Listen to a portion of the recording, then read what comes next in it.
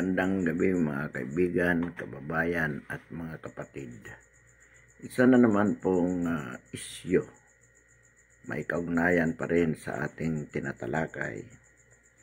Ito po ay yung nabasa po natin sa isang news item na di umano ang Makabayan Black sa mababang kapulungan ay hinihiling kay Yusik Badoy na magbitiw sa tungkulin dahil sa pagkakaridtag nito sa kanila. Ito po kasi si Yusik Loren Badoy. Ito po ay Undersecretary ng PCOO, Presidential Communication Office under the Office of the President. At the same time, ito ay spokeswoman ng ILCAC, NTF ILCAC. Ito yung National Task Force to End Local Communist.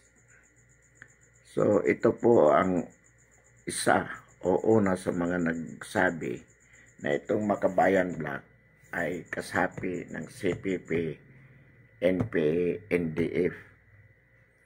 So, ito yung sinasabi nila na ito yung nagridtag. So, hinihiling ng mga Makabayan Black sa mababang kapulungan na magbitiw de umano ito si Yusik Badoy. Ang tanong po, ano ang paninindigan ng sambayanan sa isyong ito? Muli, inuulit po natin na sa halip na hilingin nila na magbitaw sa tungkulin si Undersecretary Badoy, ang kahilingan ng sambayanan ay sila, ang Makabayan Black representatives, ang dapat na magbitiw agad-agad bilang membro ng mababang kapulungan ng Kongreso. Bakit po? Sapagkat ayon sa mga ebidensya na nailatag sa Senado nitong mga ex-rebels, sila Kaire, Kaamihan, Kanuel, marami pang iba, matibay po ang ebidensya na nagtuturo sa Makabayan Black representatives na ito. 6 po sila bilang mga party list representatives ng Makabayan Black na talagang sila ay membro ng CPP, NPA, NDF. Sa makatuwid, dahil mayroon pong matibay na katibayan laban sa kanila, sila po ang dapat magbitiw sapagkat sila ay kalaban ng pamahalaan at wala po silang lugar diyan sa mababang kapulungan ng Kongreso. Any moment that they are staying there is adverse to the government. Bakit po? Kalaban po sila ng pamahalaan. Sayang ang ginagastos ng gobyerno para sa kanila araw-araw. At iyan po ay panluluko sa sambayanang Pilipino. So kayo pong mga Makabayan Black, hindi kayo ang makabayan. Kayo ang kaaway ng bayan. Black. Sino-sino po ito? Ilago, Sarati, Castro, Brosas, Colyamat. Meron pang isa. Basta ito po yung bumubuo ng Makabayan Black. Kailangan po ito ang sinisigaw natin na tanggalin. Pero kung may kahihiyan ang mga taong ito dapat po sila ay magkusa na lamang na magbitiw. Katunayan po, mayroon din po tayong na kita na isang news item na ang mga magulang ng mga anak na estudyante ng PUP, ng UP at sa iba't ibang universidad na na-recruit ng Kabataan Part List ng Gabriela, ng Anak Bayan, ay nakahanda pong magsampa ng kaso laban sa mga ito. Mabuti naman po, sapagkat kailangan po talaga na itong mga bagay na ito ay hindi natin tinitigilan.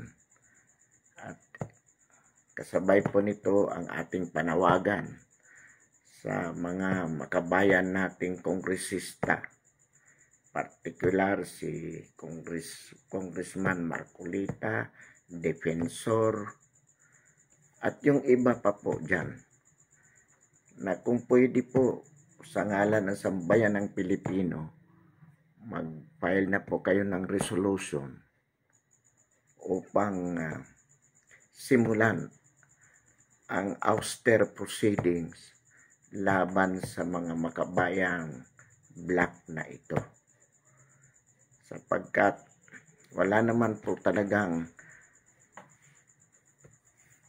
maidudulot sa sambayan ng Pilipino ang kanilang ginagawa. Bagkus ito ay patuloy na panluloko. Bilang patunay din po, na patunay na talagang itong kilusan na ito, komunista. Narinig po natin ang interview, napanood natin ang interview kay General Victor Corpus doon po sa programa ni Secretary Martin Andanar. Ito po yung boss ni Yusek Badoy. Alam po ninyo, ito si Victor Corpus, kilalang kilala po ito. Lalo na nung mga kapanahonan po namin, itong henerasyon. Sapagkat nung tinatawag during the quarter storm, ano po itong quarter storm? Ito ang yugto ng kasaysayan sa ating bansa na nagkaroon ng militantism among the students. Naging magulo po ito. Halos lahat sa mga universidad, dyan sa University Belt, nag-aklas ang mga estudyante laban sa administrasyon noon ni Ferdinand Marcos. So naging magulo. At kasunod po noon, itong si General Victor Corpus, batang-bata, bagong graduate sa PMA. So nagsimula ang quarter storm mga 1968 or 69 hanggang 70s yun. Bago hanggang sa naiproklama ang martial law noong September 21, 1972. Bigla, mga 1970, pumutok sa balita na ni-raid ang PMA, Philippine Military Academy sa Baguio. At ang nag-raid ay isang PMA-yer. Ito nga si Victor Corpus na noon ay nasa PMA. At that time, he was no longer a student. He was rather a professor, according to him. But he was so young that time. So, pinasok nila ang armory ng PMA, dinala yung mga armas, umakyat sa bundok, sumama sa CPP, NPA. Doon po sa kwento niya, nung tinanong siya, bakit, ano ang naging dahilan, bakit ka lumabas? Bakit? Sapagkat sumurrender ito, mga siguro 1976, sumurrender ito sa military. So from 1970 to 1976, he was in the movement. Ang sabi niya, he was on the Central Committee, the highest organ of the CPP, NPA. At kakaunti pa lang sila noon sa mga NPA. Kasama sa doon sa Executive Committee, the highest organ, and at the same time, he was the big man in the NPA, lalo na sa training, sapagkat PMAR siya. But in 1976, he surrendered. Nung tinanong siya, why did you surrender? What made you surrender? Ang naging sagot niya ay ganito. Sa bundok kasi, doon sa samahan, ang una talagang dahilan, nakita ko na doon mayroong inequality din. At ang sinabi niya, habang sila ay naghihirap, nagugutom ng 11 days, naikwento sa kanya, no less than the NPA chief, yung si Bernabe Buscaino, yung si Commander Dante, na yun ang nagtatag ng NPA. Kaya itong Commander Dante na ito, ang hippie ng NPA. Ang sabi daw sa kanya, dahil humingi siya ng tulong, dahil panggastos nila doon sa pambili ng pagkain sa bundok. Binigyan daw lang sila ng 2,000 and they were about 40 people. Nung tinanong daw niya, bakit ito lang? Naghihirap na ba ang partido? Wala na bang pera? Ang sagot daw po, hindi. Katunayan, bumili yung mga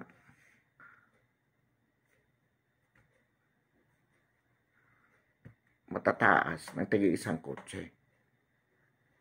So sabi nga niya, doon pa lang makikita mo na mayroong eksploitasyon ng matataas na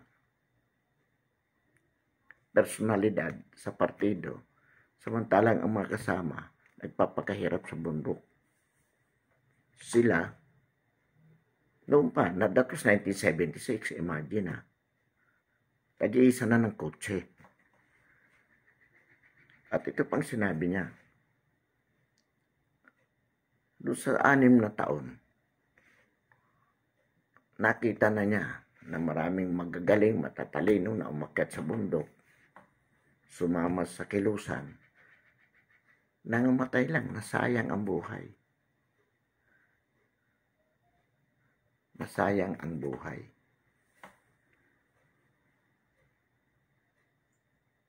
At nung tinanong siya, anong masasabi mo sa naging karanasan mo? Ang naging sagot niya, yung pagbabago na kailangan ay makakamit natin hindi sa paraan ng armadong pakikibaka. Meaning that we can achieve it in a peaceful and legal and lawful. Peaceful and lawful means of achieving the meaningful changes that we want for our society. Yan ang sabi niya. Nung tinanong siya nung una, bakit ka nga pala? PMA ka, professor ka sa PMA. Bakit ka pumasok sa nag-break away ka, pumasok ka sa kilusan.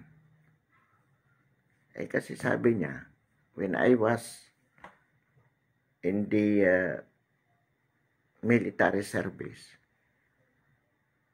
nagagamit kami ng mga few oligarchs na silang may hawak ng kapangyarihang politikal, kapangyarihang economic power and political power. So, sabi niya, tama ang ipinaglalaban ng Joe Masison. Kaya sumama siya. Anong significance dito po? Una, makikita natin na yung idealistic man and the person of then First Lieutenant Victor Corpus from the PMA, from the military. He broke away from the military, joined the Communist Party with the NPA as the armed group. Sabi niya siya pang nagtre-training. Nung nasa kilusan, nakita niya yung realidad na masigit pa pala doon. Kung anong nilalabanan niya dito, kaya siya sumali doon. Sa realidad, masigit pa pala doon ang inequalities, ang exploitation ng mga party heads.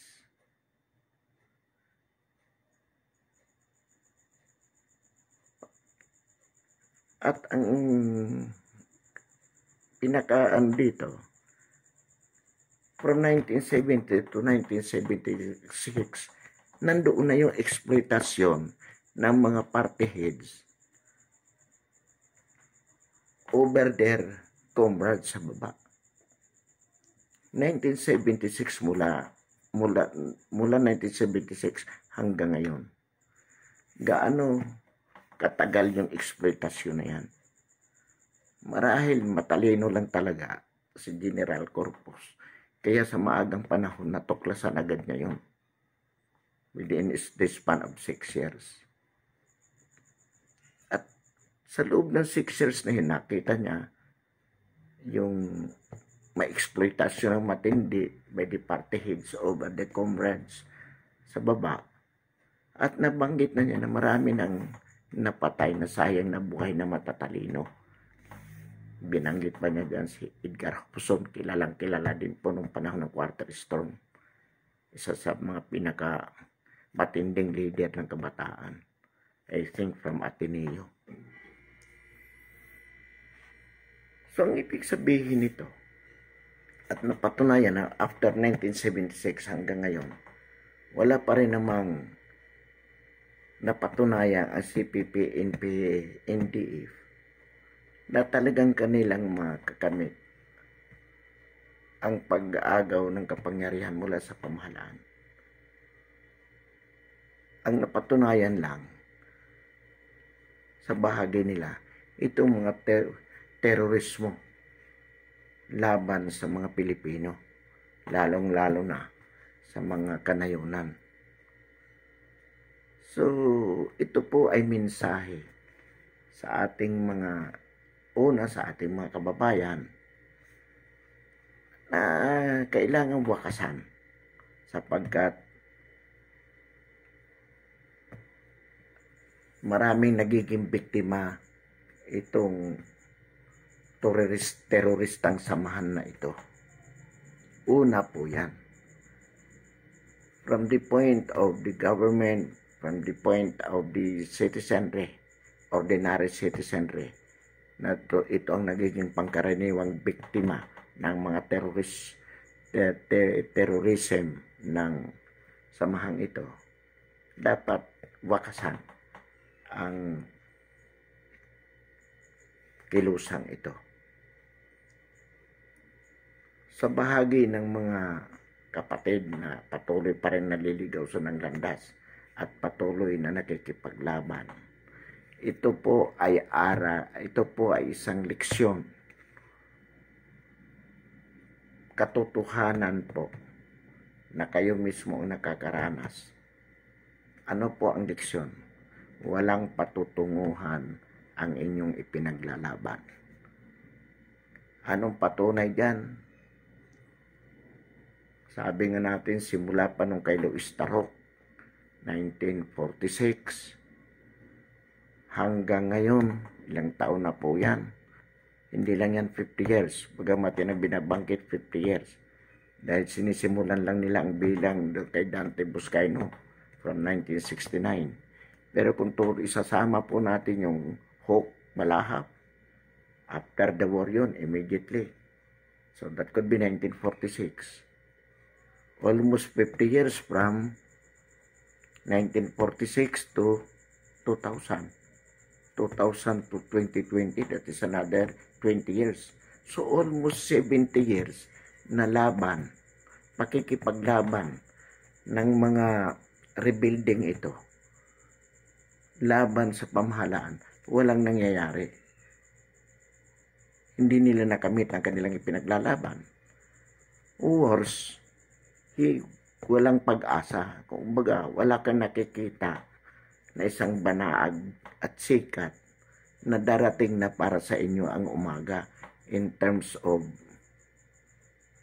government takeover by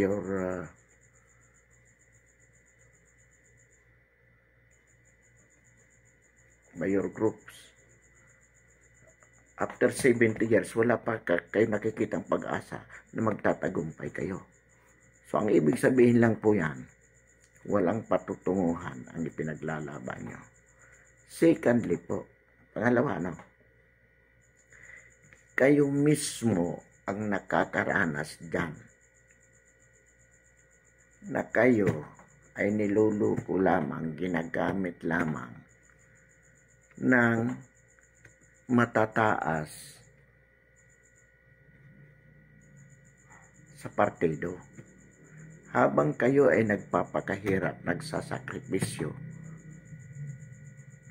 para sa ipinaglalaban nyo, ang inyong mga big boss ay nagpapakasarap sa buhay. 1976 pa lang, ang sabi ni Victor Corpus, bumili na ng tig-iisang kutsi ang mga leader, ang matataas. Samantalang sila, leader din siya, kaya lang, being the NPA general as a trainer, kasi galing sa PMA, nasa bundok siya. Pero yung iba dito sa Maynila, tag-iisa ng kotse. Sumula noon hanggang ngayon, gaano kahaba yung panluloko sa inyo ng mga leader ninyo. Ito pinatunayan din nila Eric, nila Kasin, lahat ng mga nagbalik loob. Na habang kayo nagpapakahirap, yung mga big boss katulad ni Wilson nasa Netherlands, nagpapakasarap. Ang pirang inyong ninanakaw dito sa mga pangkaraniwang tao, kababayan, sa mga businessman, sa mga politiko, silang nakikinabang. Sabi nga ng isang rebel return nagulat sila hindi pa na ibibigay ang dapat na allowance sa kanila. 1,000 para sa isang bata, pero maximum of 3,000. Pero nagulat sila, ang anak ni Caro Jerusal nag-aaral sa mga eksklusibong school, sa UST, sa mayayamang eskwelahan. Kaya di umano ayaw sa rebuilding ito. Isa yun sa dahilan. Kung ba't din sila nagbalik loob, sapagkat nakita nila na niluluko tayo. Yung ating mga leader na nagsasabi na dapat mamuhay ng simple, Ito ang ipinaglalaban natin. Kabaliktaran sa kanilang ginagawa. At yung sinasabing panggagahasa sa mga bagong recruit ng mga kababaihan, lalo mga kabataan galing sa universidad. Nung tinanong itong mga sila kaamihan, sila ganito, isa sa mga dahilan yung nakikita nila na yung mga karapatan na sinasabing ipaglaban natin, nilalabag doon sa samahan. Pero ang mga leader, lalo na kung ang gumahasa ay commander, hindi na pinapansin. Pinagtatakpan. So, anong ibig po sabihin nito? Kayong mga nariyan pa sa bundok, niluluko kayo. Ito ang pagkakataon na samantalahin ninyo, sumuko na kayo. Magbalik loob na rin kayo. Huwag na kayong magpaloko sa mga leader ninyo. Ito yung panahon. Samantalahin po ninyo. Sumuko na kayo. Huwag na kayong magpaloko pa. Niluluko lang kayo ng mga leader nyo. At panawagan din po natin paulit-ulit sa mga politiko at mga mayor, mga congressman, lalo na sa mga barangay captain, magtulungan po tayo. Magandang pagkakataon po na napanood natin yung interview kay Victor Corpus. Si Victor Corpus, itong General Corpus po na ito, ito yung unang magbitaw sa ang nag-rebel dito, tumakas sa PMA. Talagang pumutok ang balita nung. Ang kagandahan po sa kanyang karanasan, galing sa military, pumasok sa rebelde. Naging rebelde dahil sa kanyang kagustuhan na pagbabago. Nasa kilusan lumabas dahil nakita niya doon ng kanya palang gustong ipaglaban, masahol pa sa kasamaan ng lipunan na kanyang tinalikuran. So bumalik po siya. Bumalik ulit sa loob ng naging sa military ulit. Sapagkat ng panahon ni Cory, binigyan sila ng amnesty. Kasama si Joe Mason, si Dante Buscaino. So, ang kanya pong buhay, patunay na talagang walang, sabi niya, tinanong siya, anong masasabi mo? Well, ito naging kanyang conclusion, that the changes that we want for this society cannot be achieved by armed struggle at outside the framework of the law. Minsan din po, nabigyan tayo ng pagkakataon na maka-attend, makadalo sa isang symposium na kung saan po ang speaker ay si Luis Tarok.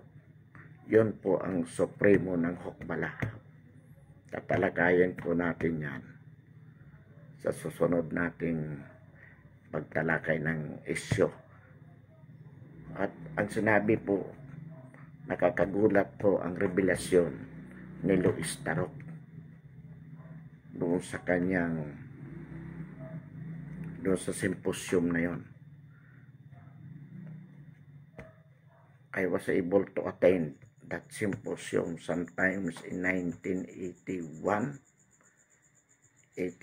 and Tarok at the time was already about, to my mind, was about 70 plus ang edad ni Tarok at that time when he was the speaker in that seminar, which I think held sometimes in 1981 or 82.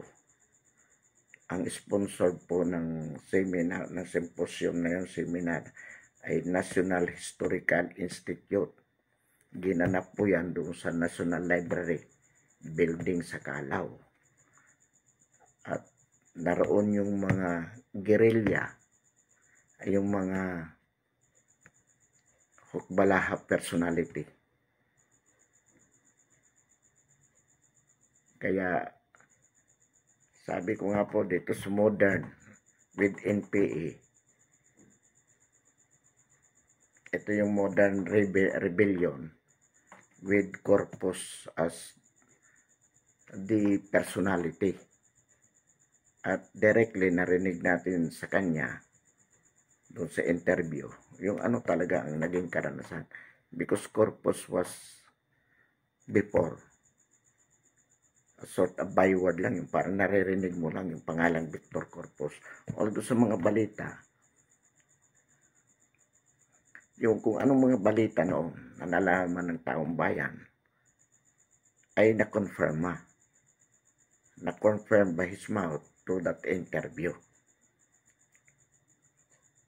So, ito namang kay Luis Tarok, ito po ang tatalakayin natin sa susunod nating pagtalakay ng isyu na may kaugnayan pa rin sa rebellion na ito. Maraming salamat po at magandang gabi. At bilang suporta po sa ating advokasya, inaanyayahan po natin ang mga tagapakinig na i-subscribe po ang ating YouTube channel, ang ating paninindigan sa napapanahong isyu ng lipunan. Muli, maraming salamat at magandang gabi.